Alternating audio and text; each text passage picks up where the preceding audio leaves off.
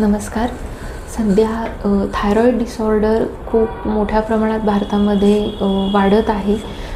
Thyroid ही butterfly shape Gland आपल्या गळ्याच्या इथे असते आणि ती साधारणतः 25 ते 30 ग्रॅम वजनाला असते.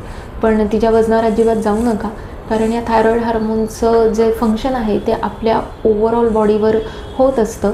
तर त्यामुळे आपला मेटाबॉलिक रेट हा जर वाढतो किंवा बिघडतो, हार्ट रेट आपला वाढतो बिघडतो, आपल्याला मूड स्विंग होतात, केस गळतात, त्याच्यानंतर आपले त्वचा रुक्ष होते, असे भरपूर लक्षणं आपल्या शरीरावर डे टू डे लाईफमध्ये पण दिसत असतात.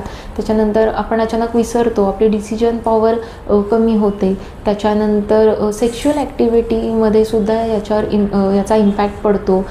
इनफर्टिलिटीसारख्या गोष्टी घडतात. सो अशा सगळ्या लक्षणांमध्ये डे टू डे लाईफच्या अजिबात याकडे दुर्लक्ष तुम्ही करू नका.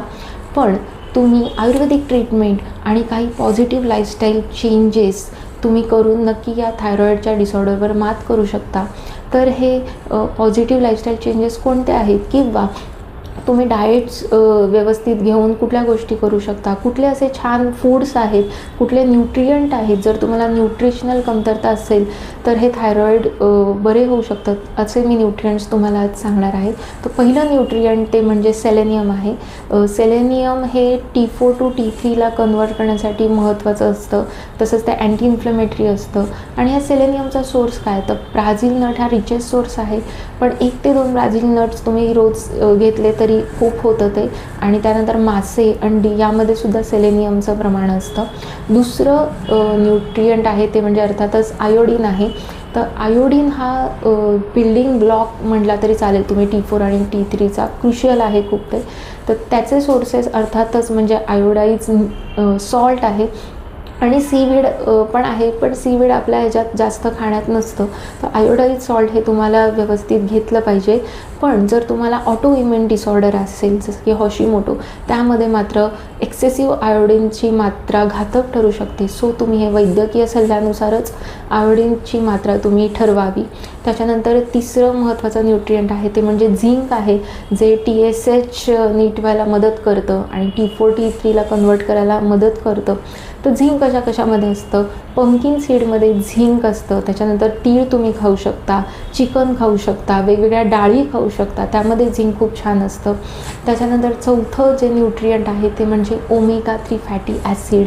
आणि हे ज्यांना ऑटोइम्युन डिसऑर्डर आहे त्यांनासुद्धा खूप छान काम करतं, कारण ते अँटी इन्फ्लेमेटरी असतं. सो ओव्हरऑल बॉडीचं इन्फ्लमेशन आहे ते कमी करतं.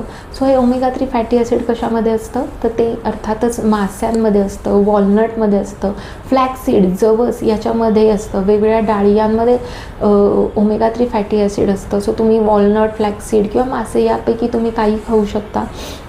त्याच्यानंतर 5वं सगळ्यात महत्त्वाचं न्यूट्रियंट ते म्हणजे आहे अँटीऑक्सिडंट.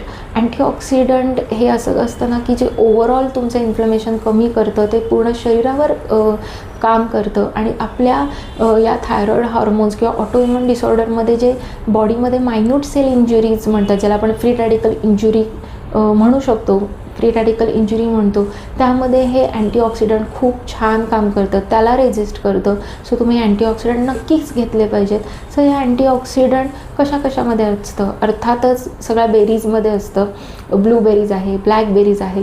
पण मी तुम्हाला सांगेन की तुम्ही अशी कुठली बेरी आहे की जी घेतली पाहिजे, अर्थातच इंडियन गूसबेरी, म्हणजेच आपला तुम्हाला दैनंदिन आयुष्यातला माहीत असलेला आवळा हा तुम्ही घेतला पाहिजे. रोज 1 आवळा तरी तुम्ही खाल्ला पाहिजे. त्यामध्ये व्हिटॅमिन C, अँटीऑक्सिडंट भरपूर प्रमाणात भरलेले असतात. आयुर्वेदाने आवळा किंवा आमलकी हे रसायन सांगितलेले आहे. थायरॉईड डिसऑर्डरमुळे किंवा हे थायरॉईडचे हार्मोन आपल्या पूर्ण शरीरावर छोट्या गोष्टींवर इम्पॅक्ट टाकत असतात. त्यामुळेच हा रसायन असलेला आवळा, सप्तधातू वर्धन करत असलेला आवळा हा तुम्हाला घ्यायचा आहे, की जो तुमच्या सगळ्या डे टू डे लाईफमध्ये चालणाऱ्या फंक्शन्सवर सुद्धा खूप छान काम करणार आहे, थायरॉईडवर खूप छान काम करणार आहे. म्हणून हा तुम्हाला आवळा घ्यायचा आहे. त्याचबरोबर तुम्हाला ग्रीन लिफी व्हेजिटेबल म्हणजे हिरव्या पालेभाज्या खायच्या आहेत. त्यामध्ये सुद्धा लाल माठ, हिरवा माठ आणि तांदूळजा या भाज्या तुम्ही योग्य प्रमाणात घेतल्या पाहिजेत. आणि अशा प्रकारे हे न्यूट्रियंट आणि हे जे फूड आहेत हे तुम्ही घेतले तर तुमचं नक्की थायरॉईडचे हार्मोन हे योग्य स्त्रवायला मदत होतील आणि तुम्ही त्याबरोबरीने आयुर्वेदिक ट्रीटमेंट आणि प्लस लाईफस्टाईल जे पॉझिटिव्ह चेंजेस आहेत ते केले पाहिजेत, कारण आफ्टर ऑल थायरॉईड डिसऑर्डर हे सगळे लाईफस्टाईल डिसऑर्डर आहेत. धन्यवाद.